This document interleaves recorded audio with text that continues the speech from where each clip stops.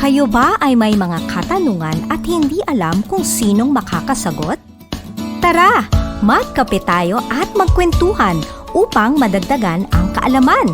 Dito lang sa Kape, Kwento at Kaalaman. Kasama sina Kuya Richie at Ate Chat. Tuwing Sabado, 2:00 ng hapon, dito sa DZJV 1458, Radyo Calabarzon. Isang mapagpalang hapon po sa inyong lahat ng mga nakikinig noon dito sa Kape, Kwento at Kaalaman. Isa na namang hapon ng kwentuhan kasama ang aking beloved sister na si Ate Lala. At kasama ang aking beloved sister also, Ate Chat. Hello sa lahat ng mga tumututok pala ngayong hapon. Kami ay isang radio program ng Cathedral of the King at ng DZJV 1458 Radyo Calabarzon. We welcome you to our program at marami po tayong mga segments at pag-uusapan ngayong hapon, kaya stay tuned po. Yes. At you know, Ate Chat, Yes. bagong buwan na, December na. Uy, malapit Ang bilis-bilis, na no? ang Christmas. Yes. Oo. So dahil bagong buwan na, bagong tema din. So ngayon, ang pag-uusapan natin, Ate Chat, ay pagbibigay ng talento. Wow, gusto ko yan. Kasi parang, alam mo yun, marami akong kakilala na very talented. Yes. Oo. Ikaw ba, Ate Lala, ano ang iyong talent? Oh, marami. Magaling ako sa secret. Hindi. Hindi, alam niyo na yan. Ikaw rin, alam ko marami ka ring talents, Ate Chat. At isa na dyan ay ang pag-inspire. Diba, Ate Chat? Yes. Isang talent yan dahil lahat ng talento ay galing kay God. Yes. Galing sa Panginoon. Yan. Kaya naman, dahil galing yan sa Kanya, dapat ginagamit natin at sinishare natin. At kaya ngayon, Ate Chat, pag-uusapan natin yan, paano ba natin magagamit ang mga talento na bigay sa atin ng Panginoon? So kung meron kayong talent, special talent, pwede pa-comment dyan. Okay? Ano yung talent or gift na binigay sa inyo ng Panginoon? At paano nyo to ginagamit para sa kanyang kaharian? Okay? So ngayon, pakinggan natin ang pagbasa ni Deacon Dennis Magdayo para simulan ng ating Kape, Kwento at Kaalaman. Sa gintong ugnayan, babasahin ni Deacon Dennis Magdayo ang awit 76. Purihin natin si Yahweh, awitan ng bagong awit. Purihin natin si Yahweh, lahat ng nasa daigdig. Awitan natin si Yahweh, ngalan niya ay sambahin. Araw-araw ang ginawang pagliligtas ay banggitin. Kahit sa ay ipahayag na si Yahweh ay dakila, sa madla ay ipahayag ang dakila niyang gawa. Si Yahweh ay tunay na dakila, marapat na papurihan, higit sa sinumang Diyos. Siya ay dapat na igalang. Ang Diyos ng sanglibotay, pawang mga Diyos-Diyosan. Si Yahweh lang ang may likha ng buong sangkalangitan. Siya ay puspos ng karangalan at ng kaluwalhatian. Ang lakas niya at kagandahan ay sa templo mamamasdan. O si Yahweh ay purihin ng lahat sa daigdigan. Purihin ang lakas niya at kanyang kaluwalhatian. Ang pagpuri ay iukol sa pangalan niyang banal. Dumulog sa kanyang templo at maghandog ng mga alay. Kung si Yahweh ay dumating sa likas niyang kabanalan, humarap ng nanginginig ang lahat sa sanlibutan.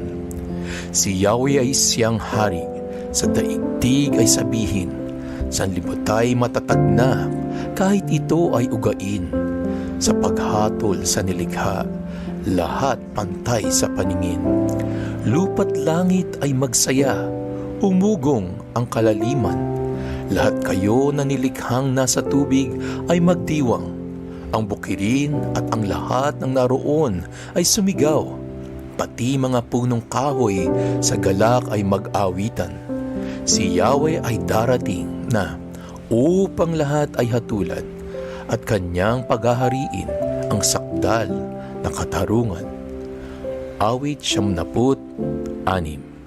Maraming salamat, Deacon Dennis, sa iyong pagbasa ng awit 76.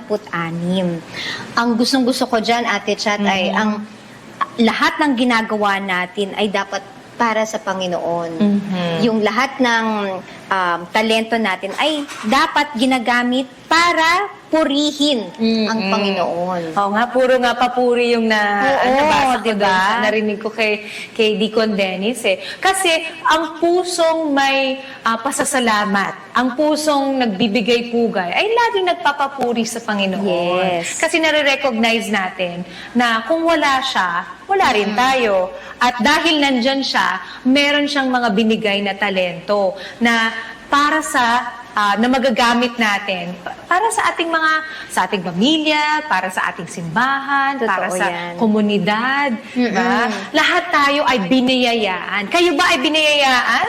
Oo naman. Ikaw? Oo, ang sister ko, kaming dalawa ng sister ko, mahilig mo kaming kumanta. Yes. Yan. Mana yan sa aming mother at father. Yes. Si Oo. Papa Chito at Mama Lu, hello, from the States. Yan, all the way to Texas tsaka California. Pero kahit malayo po ang aming mga magulang, lagi po naming naaalala ang kanilang boses. Yan, napakaganda ng boses ng aming mga magulang. Yeah. At sana ay ma-appreciate natin yung mga minana nating talento din. Yes. Diba? At speaking of singing, no? Hindi lang naman yan ang talent. Yes, oo. Pwede ring dancing. Kaya nga, ito sa pananaw ni Sheik Handayan, ang makakausap niya ngayon ay isang napakagaling na dancer mula sa Cathedral of the King. So ngayon, pakinggan natin si Sheik kasama ang kanyang guest na si Janina David. Magandang hapon po sa inyong lahat. Andito po si Shekinah kasama nyo tuwing hapon ng Sabado dito lamang sa Kape, Kwento at Kaalaman hatid sa inyo ng Cathedral of the King Radio Ministry at DZJB 1458 Radio Calabarzon.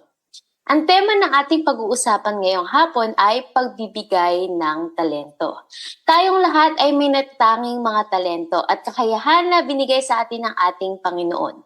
Tungkulin natin na paunlarin na ang mga talentong ibinigay sa atin. Pero kung minsan hindi natin na ginagamit ang ating mga talento dahil nahihiya o kung ano man. Pero sa Biblia, dapat natin gamitin ang mga ito. Sa gayon ay makikita ng iba ang mabuting gawa at luluwalhatiin natin ang Panginoon. Kaya naman ang mga kasama ko ngayong hapon ay isang dalaga na buong pusong nagbibigay ng talento sa mga kasamahan niya sa ministry at kitang-kita sa kanya kung paano niya pinagbunga ang talentong ito sa kanyang puso sa mga dumaan na taon. Siya ay kabilang sa dance ministry ng Cathedral of the King. Napakagaling sumayaw at napaka-graceful po niya, no? Walang iba kung hindi si Jana David. Magandang hapon, Jana. Hello, magandang hapon, Ate Sheik. Oh, thank you. Thank you naman po. Ayan, thank you, Jana. Pinulalakan mo kami ngayong hapon na to at alam naman ng lahat ng taga-simbahan at para sa mga hindi, no, sa mga taga-kinignood natin, nakaka-inspire siya pag-worship, no,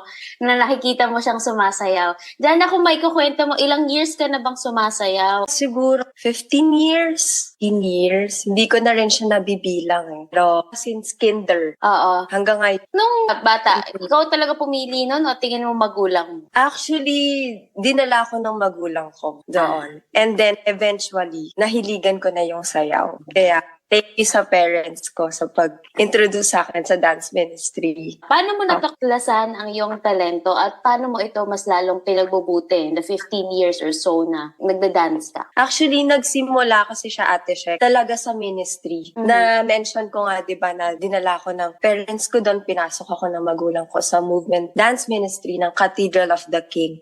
Doon ako nagsimula na mag-training, kumbaga, commitment talaga simula from kinder hanggang teens. Slowly na-develop ako at nag-spark yung hilig sa pagsayaw. Naalala ko pa dati, parang bawat lyrics nilalagyan ko ng steps. Bawat beat ng kanta, gusto ko talaga siyang galawan. Hindi ko na-discover siya agad-agad kung hindi, pakunti-kunti siya. Kasi during college din, nagkaroon ako ng oportunidad na makapasok sa isang dance company bilang student artist. Wow. Doon nagkaroon ng formal training sa contemporary and ballet side, na-expose sa theater arts, naka-perform on stage, at kahit na nung period na yon na kinailangan ko muna mag-temporary leave sa ministry, sa puso ko, kung ano yung ginagawa ko is still a ministry.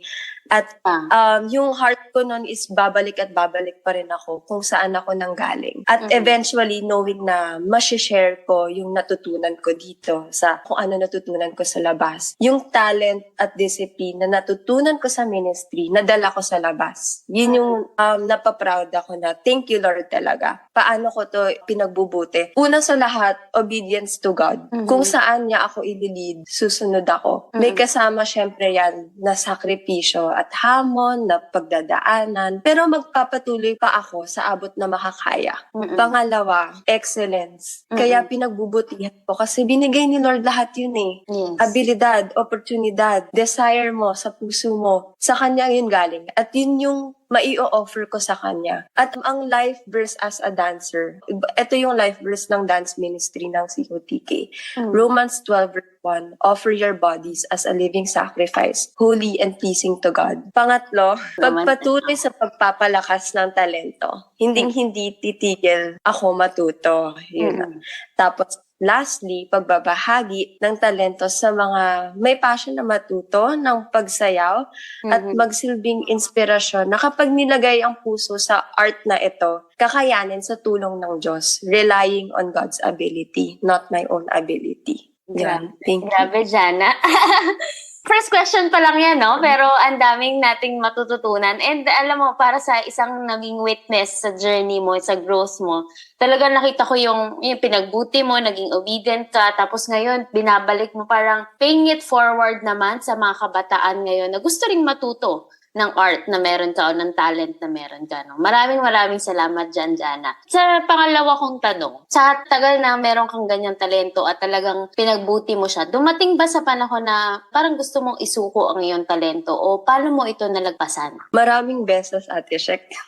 May mga times kasi na physically and mentally drained ka. Tapos, syempre, kasabay niyan, ibibigay mo yung time, yung effort, energy, lalo na sa kailangan gagalaw ka, syempre. May times na tao lang tayo napapagod, kaya hindi siya may iwasan na mapagod. Pero grace ni Lord, kapag naaalala ko na galing to kay Lord, He gave this ability. And therefore, sino ba ako para mag-complain? So, sinusurrender ko siya kay Lord. Kahit na napagod, babalik at babalik sa Panginoon kasi siya ang source talaga ng lakas. So, sa Kanya lang talaga ako humuhugot. Kasi meron din akong struggles din kapag kunyari nawawala ng creativity. Yeah. Pero si Lord yung magiging inspirasyon, sa Kanya ko nakukuha na pagdadasal ko siya na Lord, nauubusan na ako na maibibigay. Please fill my cup. Ganon. I feel like yung cup ko is empty na.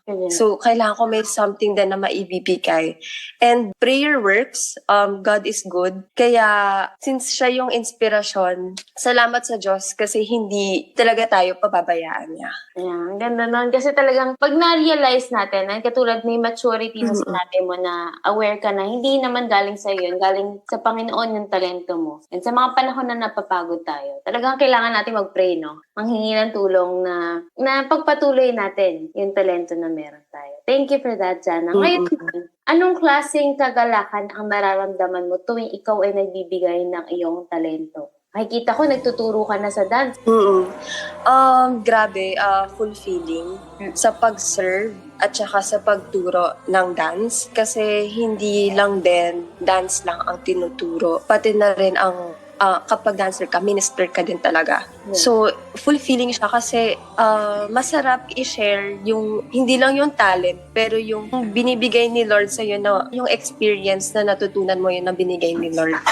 Masarap din siya i-share as a testimony. Magsilbing inspirasyon siya sa ibang tao, lalo na sa sa younger generation na yun. Healthy outlet siya kapag nagsiserve tayo. Sinusurrender sa Diyos. Nagbibigay ng mensahe through movement. Yun yung testimony na hindi mo man masabi, pero nagta-translate mo rin siya through movement, through teaching. And this is actually an act of surrender. Minsan nakakaiyak, lalo na kapag filled ka with Holy Spirit. Napaka-indescribable yun eh. Yung joy in serving the Lord. Minsan nga hindi mo mafe-feel yung pagod mo. Kunyari pag nagtuturo at sumisigaw, di ba?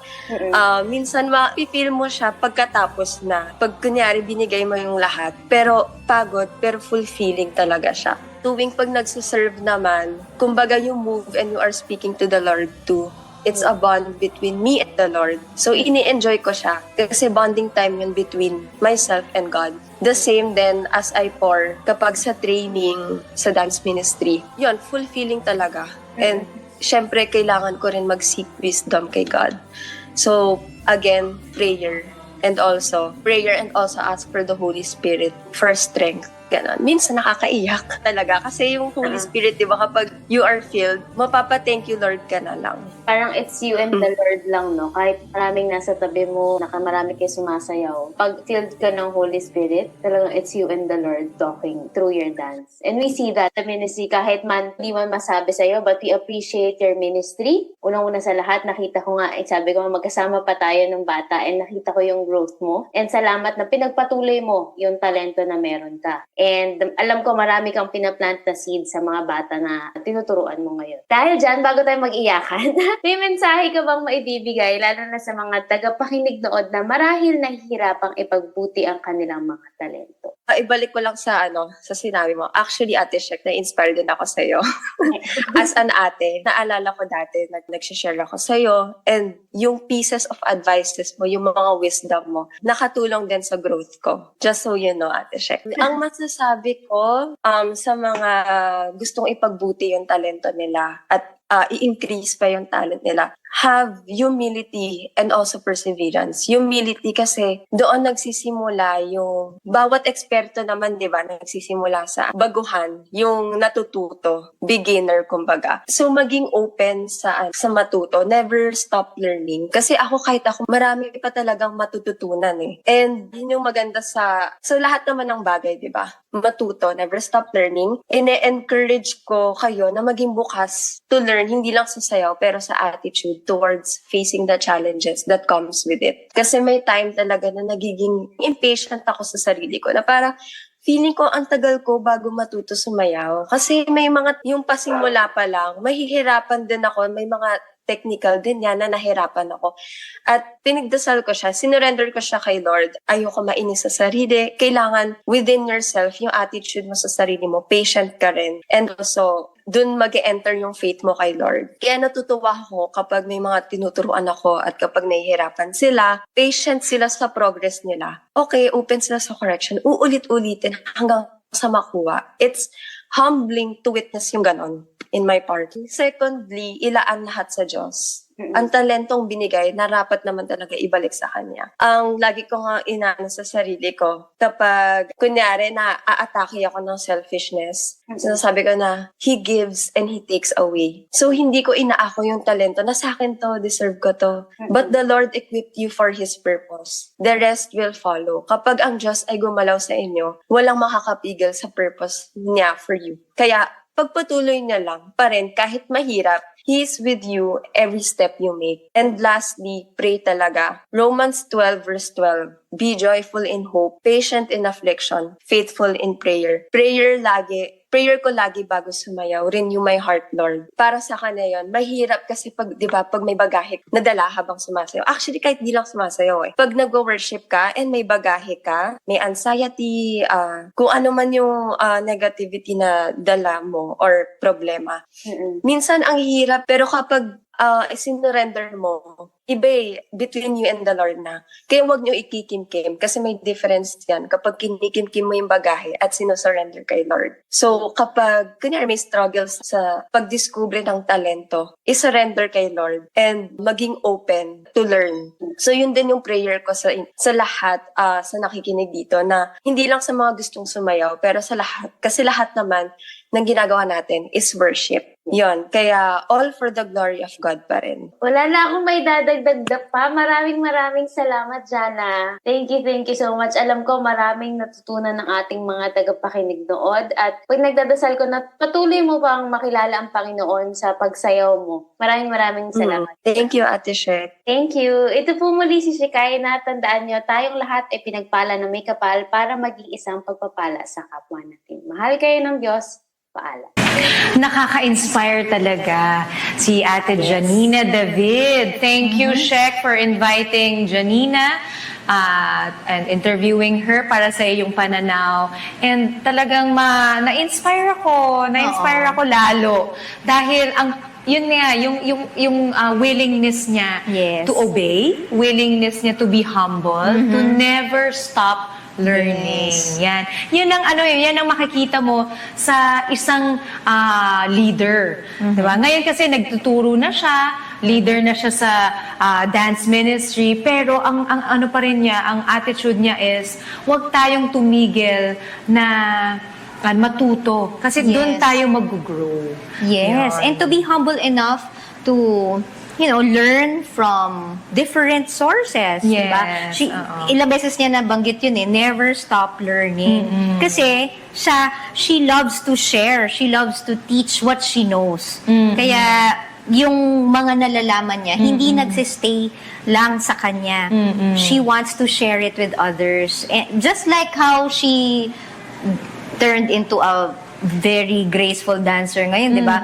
Kasi yun din ang natutunan niya sa mga naging teachers niya before her, di ba? Oo. Ngayon, she's just paying it forward. Oo. At nabanggit niya na hindi niya talaga alam na dancer siya, pero dahil dinala siya ng magulang niya. Oo. Oh, hello, Ate Jo, si Ate Jo at Kuya Jovi. Talagang ang mga magulang, meron niyang vision para sa Yes, kanilang mga anak. that's true. So kung kayo po ay isang magulang at meron kayong nakikitang talent or gift sa inyong anak, I encourage you. Talagang i-develop natin yan. Nurture niyo I-nurture yun. natin. Huwag nating pigilan, huwag nating i-suppress.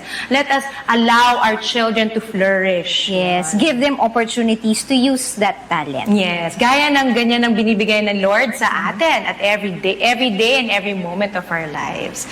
So pakinggan natin ngayon si Ate Lala at Ang aking butihing asawa, Yes, Deacon Solomon Espina. And of course, and of course, Michelle Miranda dancing to the song We Are an Offering.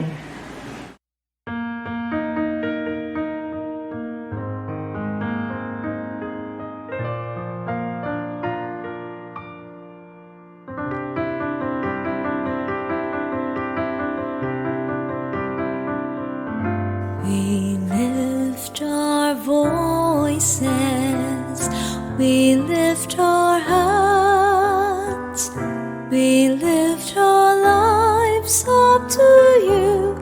We are an offering. Lord, use our voices, Lord, use our hands, Lord, use our lives, they are yours. We are an offering. All that we have, all that we are, all that we hope to be, we give to you, we give to you.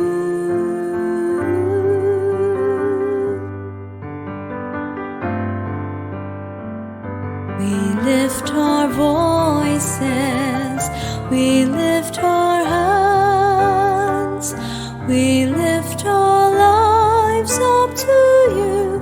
We are an offering. Lord, use our voices, Lord, use our hands, Lord, use our lives, they are yours. We are an offering. All that we have, all that we are, all that we hope to be, we give to you, we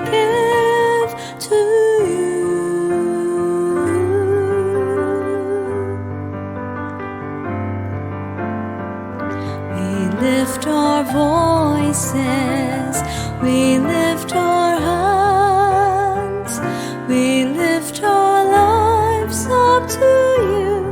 We are an offering. Lord, use our voices. Lord, use our hands. Lord, use our lives. They are yours. We are an offering. We are an offering.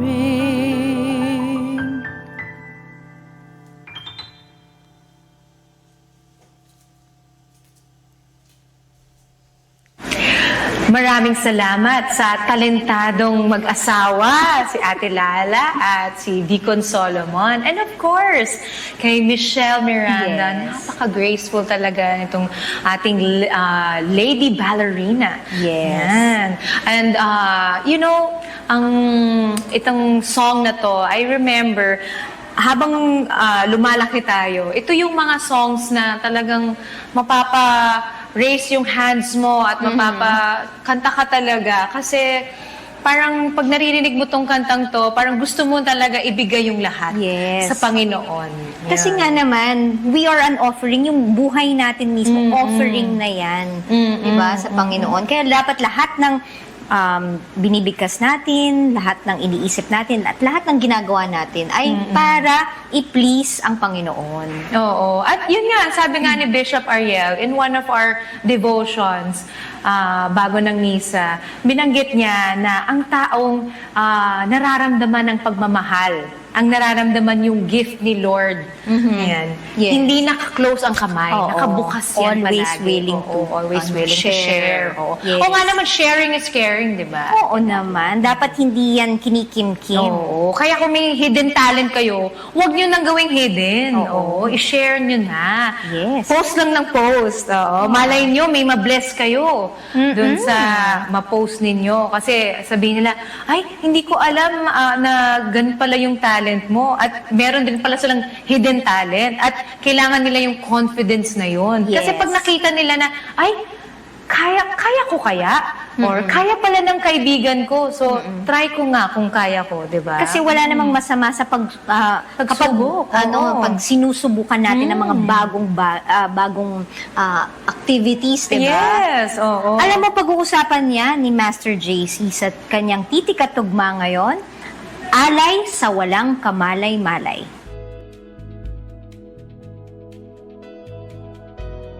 Gandang hapon, ang piyesa natin sa araw nito ay pinamagatang Alay sa Walang Kamalay-Malay dahil marami tayong hindi nalalaman. Marami tayong mga bagay na malalaman pa lang. Maraming mga bagay ang wala sa ating kamalayan. Sana inyong magustuhan.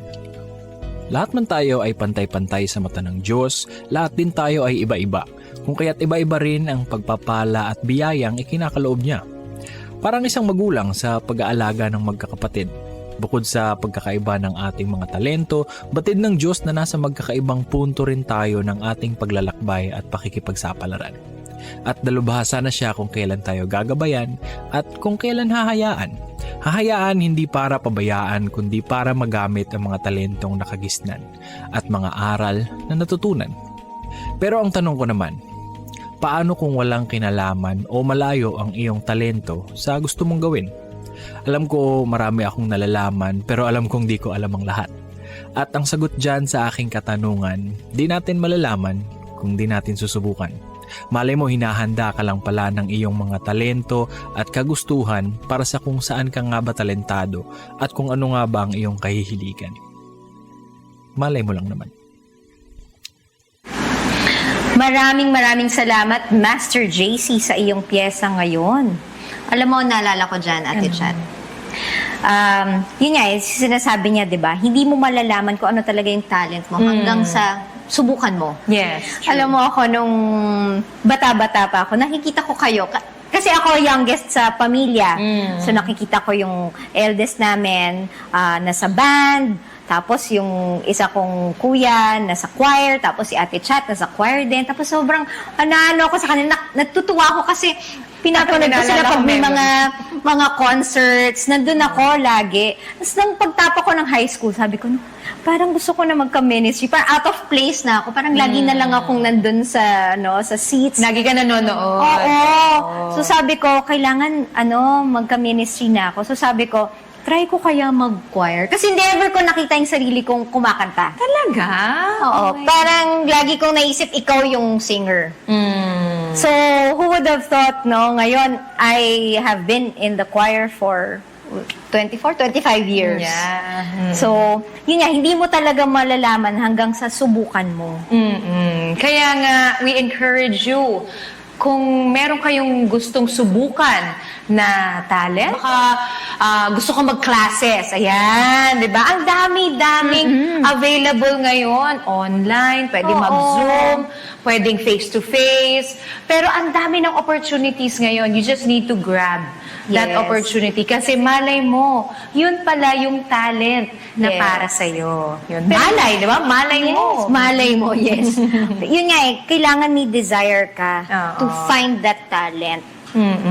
Pero naalala ko talaga na nagbalay ka. Ay, oo. Nung grade So school. yun, maling subok yun kasi hindi pala ako para Hindi ka doon. pala. Oo. At least yung kids mo, di ba? Oo, yung yun mga naman. pamangkin ko.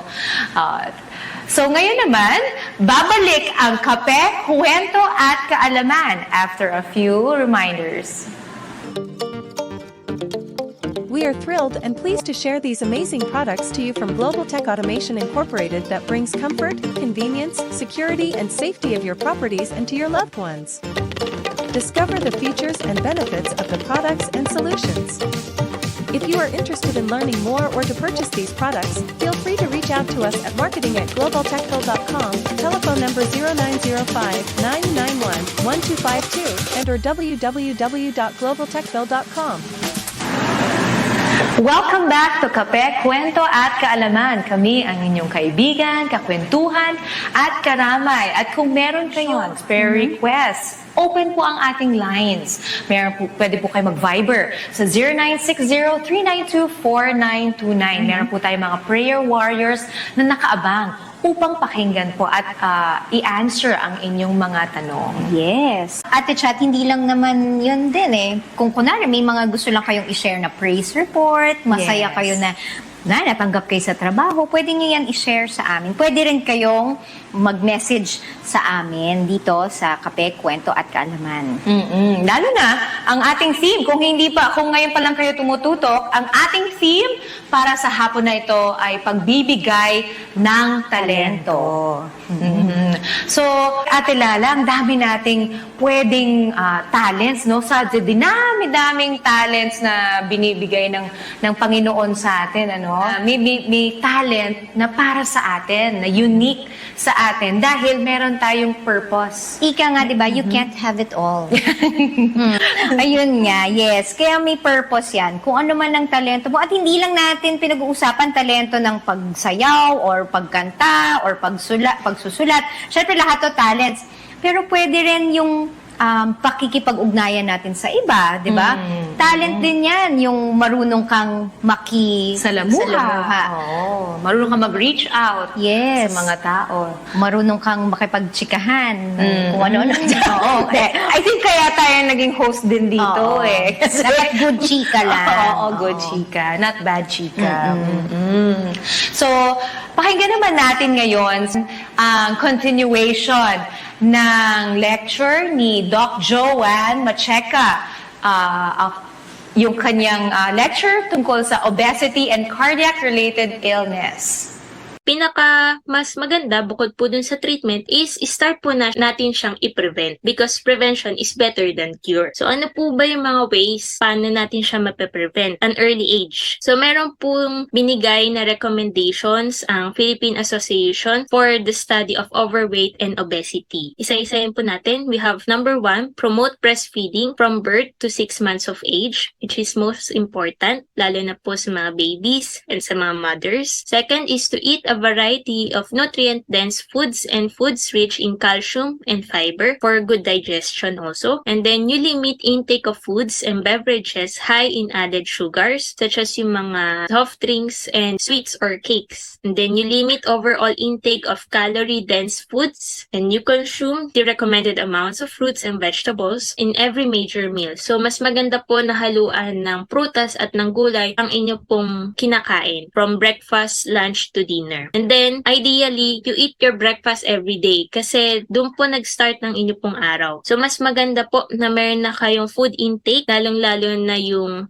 carbohydrates para po ma-start nyo yung araw, hindi kayo gutom maghapon, no? At meron po kayong mapagkukuhanan ng energy. And then, portion control with correct food choices is the key to weight loss. So mas maganda po na kinokontrol nyo po yung pagkain. Meron pong portion na ito lang po yung kakainin nyo for this meal para mas maging habit nyo na po siya. And at the same time, nakakapag-adjust na po yung katawan nyo and mas madali po kayo makakapag-weight loss. You participate in family meals at least 5 times per week. So mas ideally po na sumama po kayo sa inyong family kapag kakain, and then you limit eating out at restaurants, especially in fast food restaurants, and allow a maximum of 2 hours per day of screen time, especially for children, lalo na kapag kumakain. Mas maganda po kasi nakakapag-focus po silang kumain kaysa yung kumakain habang nanonood ng YouTube or ng movies through their iPads or their cell phones. And then be physically active, promote moderate to vigorously physical activity for at least 60 minutes per day at most of the week. So 10 to 15 minutes per day pwede nyo po siyang gawin na magkaroon kayo ng physical activity katulad po ng running or yung kahit yung brisk walking lang po. Pwede na po yun every day na pwede nyo gawin araw-araw. Kahit papunta po kayo sa work, kahit nasa subdivision nyo po, pwede nyo po yung gawin. And meron po rin silang recommendations kapag kakain po kayo sa bahay. So pwede. Number 1, you can use smaller dishes, bowls, and glasses to help you eat and drink less. So mas maganda po kasi na bukod sa portion control, gumagamit kayo ng tama lang po ng mga pinggan at mga glasses na paglalagyan nyo po ng pagkain para yung mindset nyo na ito lang yung kakainin nyo is naka-stick na kayo doon. So hindi na kayo magkakaroon ng another thinking na mas malaki pa yung space sa pinggan ko, mas marami pa akong mailalagay na pagkain. So mas maganda, sakto lang po yung pinggan na gagamitin nyo para sakto lang din yung food na ilalagay nyo po doon. And then, try not to eat while busy doing other activities such as watching a TV show, driving, or walking. So, kanina nga pa nabanggit ko na mas maganda po kapag kumakain ay nakafocus po tayo, no? Imbis po na may ginagawa po tayo na ibang activity katulad po ng panonood ng TV or paglalakad or pagdadrive. And then, you focus on what you are eating, chew your food well to fully enjoy the flavor of your food. Mas maganda daw po na nangunguya nyo po na maigi ang inyo pong kinakain. Kasi bukod dun sa nutrients na nakukuha nyo while chewing your food is mas na-enjoy nyo po siya kaysa yung mabilis kayong kumain na nalulunok nyo agad yung pagkain. And then, as it may take about 15 minutes for your brain to get the message that you are full, try to eat slowly. So, mas maganda po, nangunguyan nyo siya na mabuti, mabagal lang po ang inyong pagkain para mas na-stimulate yung inyong pong brain na busog na po pala kayo. So, onti lang yung nakain nyo, pero yung inyong mindset or yung nasa utak nyo is busog na kayo. So, mas mapapaigi yung inyo pong eating habits. And then, you eat meals regularly. Skipping meals may cause you to overeat later in the day. So, wala rin pong epekto yung pag-diet nyo or pag-skip nyo ng meal nung breakfast or nung lunch. Kasi mas dadami pa yung kakainin nyo later in the day. And then you serve your meals on individual plates to help avoid second helpings. You eat a fewer desserts, patty dressings, sauces, fried or pre-packaged foods as they are high in fat and calories, but they don't usually make you full. So yung mga desserts and mga fried foods, mas mataas po ang fat nila and calories, which is yun yung nagkakos ng overweight and ng obesity. Pero itong mga fats and calories are not, they don't usually make you full. Nakakapagdagdag lang siya sa inyong timbang. So, mas maganda po na bawasan nyo po yung pagkain po ng mga nabanggit po na yun. And then, you put away your leftovers right away so you won't get drawn to go back for more. If may natira po kayong pagkain, mas maganda po na itabi nyo na po. No? Huwag nyo na pong paghinayangan, nakainin pa, na sayang naman to. Pwede nyo na mo po siyang itabi sa ref and then dun yun po siya kainin the other day. Kasi kung busog na po, wag na po nating ipilit. Pwede naman po natin siyang ilagay sa container and then the next day, if kakain na po kayo ulit, pwede ninyo lang po siya uling kain. And then if you enjoy alcohol, take only one small shot as it adds to your calorie intake. And if you are fond of high-calorie snacks, have only one serving of the pack. Example po, if kumakain kayo, madalas kayong kumain ng ice cream, pwede kayong kumain, pero one scoop lang, ideally, ng ice cream ang pwede nyo pong i-intake dahil mataas po ang calories ng mga desserts. So, yun po ang mga recommendations kapag kakain po kayo sa bahay. Kapag kakain naman po kayo sa labas, if you ordered a large size meal or dessert, split it with a friend or take the half portion at home. So, if madami kayong servings na na-order, it's better to share it with your friends or yung mga kasama nyo. So, it's sharing is caring nga po, ika nga. And then, you try to avoid going to eat all-you-can buffets. And as much as possible, you pick steamed, grilled, or roasted dishes instead of the fried ones. Kasi mas mababa po yung fat na nakakibat dun sa mga steamed or grilled dishes compared to sa mga fried foods. Number 4, if you happen to order a high-fat or high-calorie dish, get the smaller size. And then, if you choose small-size meals and drinks instead of a large ones, if given a choice.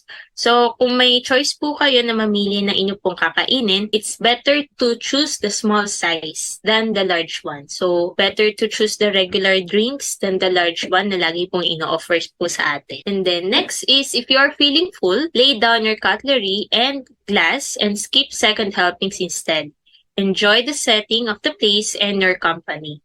So, if sa kainan, feeling niyo po ay busog na kayo, pwede nyo na pong itabi ang inyong mga kubyertos para makapag-process pa po ang inyong katawan. So, if busog na po talaga, wag na po nating ipilit na kumain pa po. Mas maganda na i-enjoy na lang po natin yung paligid at yung mga kasama po natin. And then 7, you create a shopping checklist so that you will only buy what is needed. So, ano lang po yung kailangan, yun lang pong isulat po natin sa ating checklist para na-control rin po natin. And then, when you are shopping for groceries, try not to buy the foods in which you tend to overeat. And if you do, pick the snack sizes or the single portions on the go and eat only a serving of the snack. So, mas maganda po na iwasan po nating bilhin yung mga pagkain na madalas po nating na-overeat. And kung hindi po talaga kaya, mas maganda po na mga single serving lang po ang pipiliin po natin at bibilhin. Then 9, you learn to read food labels or nutrition facts. So katulad po na nabanggit ko kanina, much better po na basahin po natin yung nutrition facts na nasa likod po ng ating mga binibili para na monitor natin kung ilang calories na po ba yung nakakain na po natin sa meal po na yun. And then lastly, you carefully compare the marketplace portions of foods to their recommended serving sizes. So yun po yung mga recommendations ng PASU when you're eating out. So, meron din po tayong tinatawag na eating habits which is a Japanese term called hara hachibu. So, ito po ay nag-originate sa Okinawa, Japan.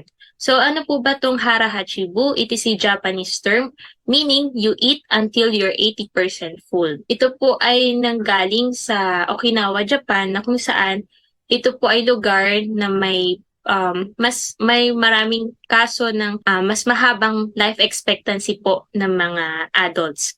So, mas mababa rin po ang kaso nila ng mga heart diseases, strokes, and cancers. So, ito po kasi yung ginagamit nila na eating habit sa lugar po nila. So, you eat until you're 80% full. Ang kasama po nito is, unang-una, you eat more slowly. So, ideally, nguyain po mabuti, kainin po na mabuti yung ating pong kinakain. At least yung kanina nga po na 15 minutes po na kainin po mabuti yung food para napaprocess ng brain na busog na po kayo. And then second, you focus on your food. So much better to avoid yung mga gadgets or other activities when you are eating your food. Third is you use small vessels. Yung mga sapat lang po or yung tamang laki lang na mga plates and glasses ang inyo pong gagamitin para na-control nyo yung portions ng pagkain na inyo pong i-intake. And then lastly, yung -1 bite. Kung madalas kayong kumain, i-condition nyo na po yung inyong pagkain and yung habit nyo na kapag 10 beses ang pagsubo nyo, you try to lower it. Unang meal, 10, and then the next meal is ina-9 nyo na lang siya, pabawas ng pabawas. Oh, ayan, ang dami nating natutunan. Prevention is Yes. better than cure. Totoo yan. Ang daming tips na binigay Thank ni you, Doc Doc Joanne. Lalo ngayon, magki-Christmas nako. Yes, oo. Lalabas na naman ng mga lechon, ang mga salad. crispy pata, di ba? O ilabas na yung mga maliliit na plato. Oo, Yun pala yun. yan ang Yun tip pala ni yun. di ba, Doc Joanne? Instead of using mga malalaking plates, litan nyo lang. Small serving lang. Kaya lang baka pag small serving, Maparami, no? five na balik. Huwag naman Hindi lang ganon. seconds, thirds and fourths. So, yeah, importante na alagaan natin ang ating kalusugan dahil ito ay isang biyaya mula sa Panginoon.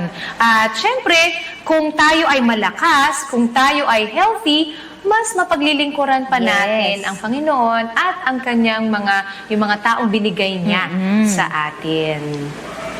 So, sa ngayon naman, pakinggan natin ang reflection ni Father Heinz Militar mula sa Cathedral Church of St. Michael, Kalibo, Aklan. Magandang hapon po sa lahat. Yung ating pong refleksyon ngayong araw, yung pagmumuni-munihan po natin is patungkol po sa ating talento, ang pagbibigay ng talento natin para sa iba. Kasi yung scripture natin ngayon is galing sa letter ni St. Paul para sa mga Romans chapter 12 verse 6.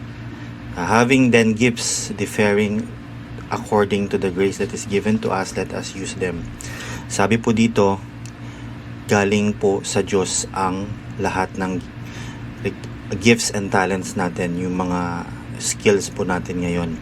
Tandaan po natin na dahil po sa grasya, ibig sabihin yung unmerited favor or pabor na binigay ng Diyos sa atin, nanggagaling ang ating talento.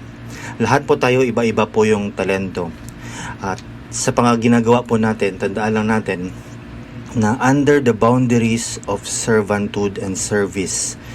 Kaya binigyan po tayo ng iba't ibang talento. Yung iba po sa atin magaling mag-encourage, yung iba po sa atin magaling magsalita, yung iba po sa atin magaling gumawa ng mga buildings, gumawa ng magandang music, yung iba po magaling kumanta. Iba-iba po yung atin. Lahat po tayo unique sa paningin ng Panginoon. Tsaka yung measure of grace na binigay sa atin, ganun din po. Kaya lahat po tayo, pinigyan tayo ng talento para gamitin natin. Hindi lang po natin dapat itago. Tandaan po natin na yung mga binibigay ng Diyos, just like the parable of the talent, gagamitin po talaga natin. If we have yung ating pananampalataya sa Diyos, wala po tayong response kundi gamitin natin yung mga binigay ng Diyos sa atin. Yung mga talento po natin, yung mga skills, yung iba po binigay ni Lord, yung iba po natutunan din natin, madali po tayong gumalaw, madali po tayong mag-exercise ng mga gifts natin. Kaya kailangan po gamitin natin. Huwag po tayong mahiya. At saka yung heart po natin is talaga, sabi nga sa scripture, sabi sa Bible, si Jesus comes here on earth not to be served but to serve. Under the boundaries of servanthood and service lang po tayo when it comes to using our talents and abilities. Iba-iba po yung talent, kaya hindi po tayo pwede magmalaki sa ibang tao na ako mas magaling sa kanila, ako mas magaling. Hindi po. Magaling po tayo lahat sa respective na binigay ng Diyos sa atin. So, tandaan po natin yung talento natin, yung mga abilidad natin, yung mga natutunan din natin dahil sa we have the mind of Christ, we have the heart of Christ, or service to others. Galing po yan sa Diyos.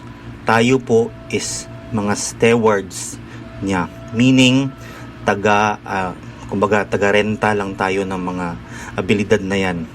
Yung purpose po ng Diyos dyan is para sa ibang tao. Tandaan po natin na yung abilidad natin is para sa iba. Hindi sa sarili natin or sa pansariling ambisyon or sa anuman. Yung ating pong talento is para sa iba. So, gamitin po natin ito at sa alalahanin po natin yung fulfillment natin, yung peace natin sa life, and we find true meaning in life once we use our talents, especially for others. And for all of us, isipin po natin, especially yung mga least, the lost, and the lonely. Gamitin po natin ito sa kanila at kung saan man organisasyon na napasama tayo. Yung heart of service po is really important sa ating pinag-uusapan ngayon na talento. Yung talent, you have the skills, but hindi mo naman ginagamit yun. Pag ginagamit mo lang yun para ma-elevate yung sarili mo, wala po tayong fulfillment sa loob. Marami pong rockstar, marami pong magagaling na singer,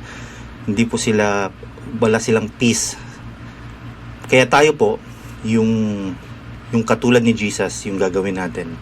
Pag meron tayong binigay ng grasya ng Panginoon natin para sa specific na abilidad or talent, gamitin po natin ito para sa Kanya. Pagmuni-munihan po natin kung ano yung mga talent natin, especially yung talent na hindi na tayo kailangan mag-effort pa kasi binigay ng Diyos sa atin. Pero sabi sa Parable of the Talent, gamitin pa rin natin at i-hone pa rin natin yung skills natin para sa ibang mga tao. Yun po yung isipin natin, yung ibang tao. Not just for us, but for others. For the service under the boundary of servanthood and service for the name of our Lord Jesus Christ. Yan po yung isipin natin today, kung ano yung service natin. Mas magaling tayo magkanta, ano pa yung mga talent natin. Isipin po natin paano natin magamitin at paano natin maibigay sa kapwa natin. Maraming salamat po at I hope na marami kayong matutunan pa sa mga sumunod na KKK episode, and salamat po for today sa pag-anyaya ulit sa akin, Father Hines from the Diocese of the Visayas here in St. Michael's, Calibo. Magandang hapon sa lahat and smile in serving the Lord. Amen. Maraming salamat, Father Hines Militar. Smile. Oh, smile In serving lang. the Lord. Yan ang trademark ni Father Hines, ang kanyang smile. Oh. Meron siyang mga sinishare na very close to our heart kasi minister din siya eh. Yes. He serves God through music, the music ministry. Lalo tayong napapalapit sa Panginoon kapag meron tayong attitude ng worship. Yes, Okay. heart of worship. A heart of worship. At yung sinasabi niya na yung mga talento natin, they are all unique. Lahat tayo binigyan ng unique na talents at they should be used under the boundaries of servanthood and Yes. service. Pag binigyan tayo ng talento, we should not keep them to ourselves. Dapat gamitin natin yan para sa iba at para sa Panginoon. Oo. Kung meron kayong talent, kung meron kang gift, use it for His glory. Ipakita natin yung kagandahan. Pakita natin yung pagpupuri natin sa Panginoon. Dahil pag yun ang ginawa natin, when we live our lives for others, when we dedicate our talents for others, lalo pa niyang i-bless yung talent. Imumultiply niya lalo. Imumultiply niya yan lalo. So, Good job! Tapos na! Tapos na ba ang ating kwentuhan? Oo. No, pero kung may mga iba pa kayong gustong i-share sa amin, pwede nyo pong i-comment or pwede nyo rin pong i-message sa amin. Pero bago yan, let's greet our birthday celebrators. Okay, Sir Mark Bandalaria, happy birthday! Father Leo Yangbos, Happy birthday po! And Toby Lim! Yes. Happy birthday po sa inyong lahat. Ay, nga pala, sa Thursday. Oh, December 7. Meron po tayo, ayan na, yung ating much-awaited na Build for Life Foundation Golf Tournament. Ito po ay magaganap sa Hollow Ridge Filipinas Golf this coming Thursday. Sa mga golf enthusiasts dyan, pwede pa kayong humabol. Oo. So for tickets and sponsorship, please message Deacon Leo Santos at 0905-991-1252 at si Deacon Sherwin Torres 0932-215-0461. Ayan. At kung na-bless po kayo ng episode nito, please share it with somebody who might need this message. Okay, we'll never know. Malay mo. Malay mo. Diba? Mabago ang buhay ng taong yon. So, like and follow Kape, Kwento at Kaalaman, and also our church, Cathedral of the King. Subscribe po kayo sa aming YouTube at marami po kaming mga pakulo in the coming weeks and months and years ahead. Okay, so I hope you enjoyed this episode and we will pray for you, and ako po si Ate Chat. Ako naman si Ate Lala. We'll see you next week. Bye! God bless you! Kayo ba ay may mga katanungan at hindi alam kung sinong makakasagot? Tara, magkape tayo at magkwentuhan upang madagdagan ang kaalaman. Dito lang sa Kape, Kwento at Kaalaman. Kasama sina Kuya Richie at Ate Chat. Tuwing Sabado, 2:00 ng hapon, dito sa DZJV 1458, Radyo Calabarzon.